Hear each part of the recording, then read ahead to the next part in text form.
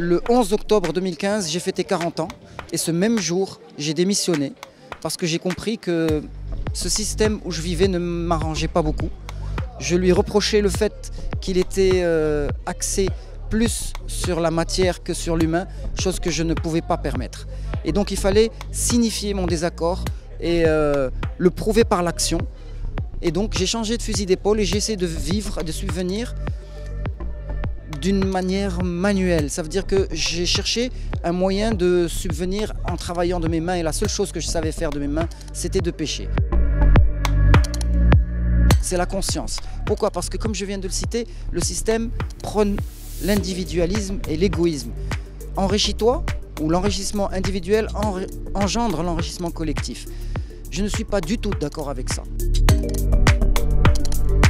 Nous avions une maison secondaire à Sidi Bouzid et où je passais tous mes week-ends. Et chaque marée basse, je descendais et essayais de prendre des petits poissons dans les petites flaques et suivre les petits crabes et prendre les petites crevettes.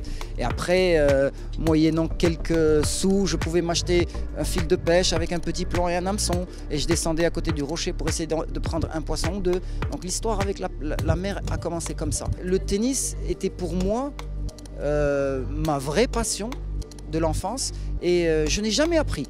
Ça veut dire il me suffisait juste d'y rêver la nuit, d'y penser la nuit et quand j'ai touché la raquette la première fois, j'ai battu une personne classée. Mon oncle a participé à une Coupe du Monde en 70.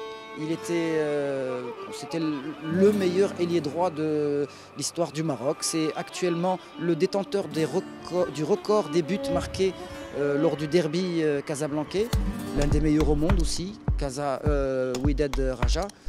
Mais ce n'est pas ça.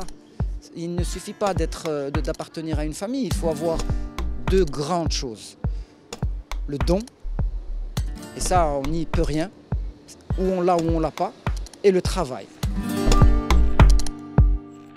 J'anime une série de films documentaires en relation avec la pêche qui s'appelle Ma'aka Rais, qui veut dire littéralement avec le pêcheur.